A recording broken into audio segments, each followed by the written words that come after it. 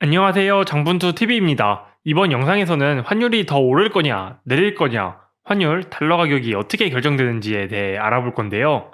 우리나라에서 달러가 언제 쓰일까요? 첫 번째로 물건을 사고 파는 수입과 수출, 무역을 할 때 달러를 내거나 받죠. 두 번째는 주식이나 채권 투자, 자본이동이 있으면 달러 자체가 왔다 갔다 하죠. 환율에는 정말 많은 요소들이 영향을 미치기 때문에 전부 다 살펴볼 수는 없고 대표적인 두 가지 관점, 무역과 자본이동의 관점에서 환율이 어떻게 결정되는지를 살펴볼 거고, 이번 영상에서는 우선 무역의 관점에서 구매력 평가설, 요새 엄청 오르고 있는 물가, 인플레이션이 장기적으로 환율에 어떤 영향을 미치는지를 볼 거예요. 물가, 인플레이션과 환율의 장기적 관계, 오늘은 이 세 가지를 순서대로 알아볼 건데요. 먼저 이번 영상을 떠나 환율에서, 아니 경제학에서 기초가 되는 매우 중요한 원리를 알아볼 건데, 내용 자체는 엄청 간단해요.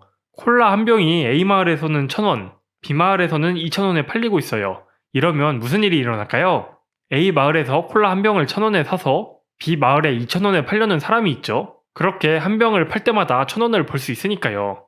이렇게 가격 차이를 이용해서 돈을 버는 걸 차익거래라고 해요. 그러면 차익거래를 무한정 반복하면 떼돈을 벌 수가 있을까요? A마을에서는 콜라를 사려고 하는 수요가 많아지니까 가격이 올라서 1,300원이 되었고, B마을에서는 콜라를 팔려는 공급이 많아져서 가격이 싸져서 1,700원이 되었다고 해보죠. 이러면 A마을에서 콜라를 사서 B마을에 팔면 남는 마진이 400원으로 줄어들긴 하지만 어쨌든 두 마을 콜라 가격이 다르면 마진이 남으니까 차익거래를 계속 할 수 있죠. A마을 콜라 가격이 계속 오르고 B마을은 내려서 두 마을의 콜라 가격이 모두 1,500원으로 갔다면 어떻게 될까요? 이제는 A마을에서 1,500원에 사서 B마을에 1,500원에 팔면 마진이 안 남죠. 차익거래가 불가능해요. 그 결과 같은 재화라면 뭐가 같다? 가격이 같다. 일물일가의 법칙. 이게 한자라서 어렵게 느껴지는데 영어로는 Law of One Price. 가격이 하나라는 거죠.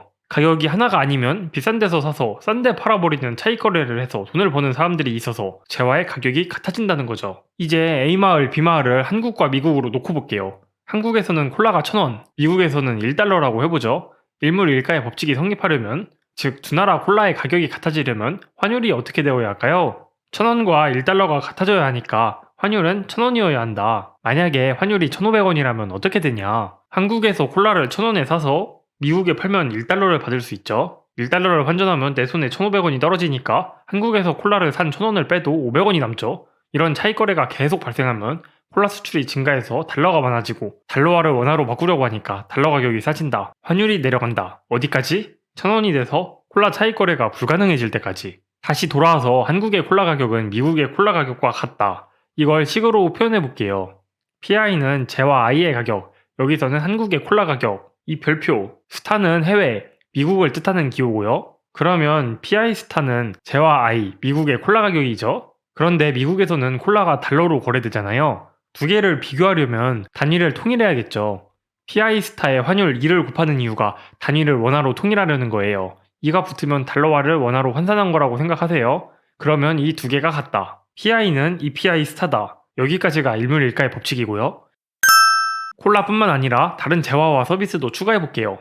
한국 빅맥 가격 PA랑 미국 빅맥 가격 EPA 스타랑 쌀값 PB랑 EPB 스타, 택시비 PC랑 EPC 스타 등등 개별 가격 PI와 EPI 스타들이 있죠. 이걸 묶어서 일반적인 물가 수준으로 PI 대신에 한국의 물가 수준을 뜻하는 P, PI 스타들 대신에 미국의 물가 수준을 뜻하는 P스타로 바꿔보면 각각의 개별 가격들이 한국과 미국에서 같다면 한국과 미국의 일반적인 물가 수준도 같아지겠죠. 즉, P는 EP스타가 되죠.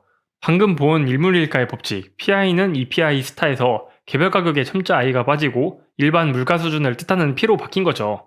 물가 수준을 그 국가의 재화와 서비스에 대한 구매력, 펄체이징 파워라고 해서 왼쪽의 P는 원화의 구매력, 오른쪽 P스타, 달러의 구매력에 환율 2를 곱해서 원화로 통일한 다음에 두 개가 같다. 이게 구매력 평가설인데 일단 글자가 길어서 말하기가 힘들어요. 앞글자를 따서 PPP라고 할게요. 그리고 구매력이라는 말을 우리가 잘 안 쓰죠. 헷갈리니까 물가라고 생각하세요. 그러면 절대적 PPP는 한국 물가와 미국 물가의 환율을 곱해 원화로 통일하면 같다. 그리고 이 식을 환율 2를 기준으로 다시 써볼게요. 환율은 어떻게 결정돼요? 양국 물가에 의해 결정된다. 이게 절대적 PPP의 주장이라고 생각하면 됩니다. 절대적 PPP가 성립한다는 건 물가 수준이 나라마다 같다. 똑같은 100만 원을 가지고 한국에서 쇼핑하나, 미국에서 쇼핑하나, 어디 후진국 가서 쇼핑하나, 살 수 있는 물건의 양은 똑같다는 건데 현실에서 과연 그런가요? 아니죠. 100만 원 가지고 미국에서 쇼핑하는 것보다 후진국 가서 쇼핑하는 게 훨씬 많이 살 수가 있죠. 후진국일수록 물가가 싸잖아요. 절대적 PPP는 현실에서 성립하지 않아요. 절대적 PPP는 왜 성립하지 않을까요? 차익거래가 성립한다고 해서 무조건 일물일가의 법칙이 성립하는 게 아니고 일물일가의 법칙이 성립한다고 해서 무조건 절대적 PPP가 성립하는 게 아니에요. 첫째, 처음에 차익거래 이야기로 돌아가 볼게요. A마을에서 콜라 한 병을 1,000원에 사서 B마을로 옮기는데 이제 한 병 배달할 때마다 배달비 200원이 든다고 가정해 볼게요. 처음에는 차익거래가 가능하지만 A마을 콜라 가격이 올라가서 1,400원, B마을은 내려가서 1,600원까지 오게 돼서 두 마을의 콜라 가격의 차이 200원과 배달비 200원이 같아지는 순간부터는 두 마을의 콜라 가격이 달라도 차익거래가 불가능해요. A마을에서 1,400원에 사도 배달비 200원이 붙으면 1,600원이 되기 때문에 B마을에 1,600원에 팔면 마진이 하나도 안 남죠. 즉, 더 이상의 차익거래가 안 되지만 A, B 마을의 콜라 가격이 다를 수 있다. 거래 비용으로 인해 일물일가의 법칙 X, 절대적 PPP X. 두 번째, 서울에서 대전까지 택시 타고 가려는데 한국 택시보다 미국 택시가 싸다고 해서 미국 택시를 타고 서울에서 대전까지 갈 수 있나요? 택시와 같은 서비스는 수입 수출이 안 되기 때문에 PC랑 EPC 스타랑 한국과 미국의 택시비의 가격이 같아질 이유가 없다. 그래서 P는 EP스타가 성립하지 않을 수 있다. 물가에는 재화만 있는 게 아니고 서비스 가격도 포함되는데 서비스는 무역이 불가능하니까 가격이 같을 이유가 없어서 절대적 PPP가 성립하지 않을 수 있다. 다음은 상대적 PPP인데 상대적 PPP는 절대적 PPP의 식의 양변을 미분해서 증가율 형태로 바꾼 거예요. 기호 위의 햇은 변화율인데 식을 보시면 환율의 변화율은 뭐랑 같아요? 양국 물가 상승률, 인플레이션율의 차이다. 이게 상대적 PPP의 주장이에요. 간단하죠. 물가 상승률이 높아지면 환율이 올라가나요? 여기에 대답해 볼게요. 물가가 올랐다는 게 중요한 게 아니고 어느 나라, 우리나라인지 미국인지 어떤 나라 물가가 올랐는지가 중요해요. 식을 보면 오른 물가라는 게 우리나라 물가냐, 미국 물가냐에 따라 환율에 미치는 영향이 정반대가 돼버리죠. 예를 들어 우리나라 물가가 5% 올랐지만 미국 물가가 7% 올랐다면 환율은 오히려 2% 떨어진다. 그런데 아까 절대적 PPP는 현실에서 틀리다고 했잖아요. 거기서 도출된 상대적 PPP도 틀린 거 아닌가요? 상대적 PPP는 절대적 PPP에서 도출되기는 했지만 절대적 PPP가 틀려도 틀린 상태로 변화율 차이가 이 관계를 유지할 수 있는 거라 상대적 PPP는 성립할 수가 있어요.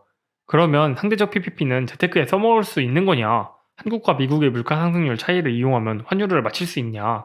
상대적 PPP는 수년에서 수십 년 장기적으로 봤을 때 성립하더라 라는 거지 단기적으로는 성립하지 않아요. 4년 정도는 지나야 물가 상승률의 전부도 아니고 절반 정도가 환율에 반영된다고 하네요.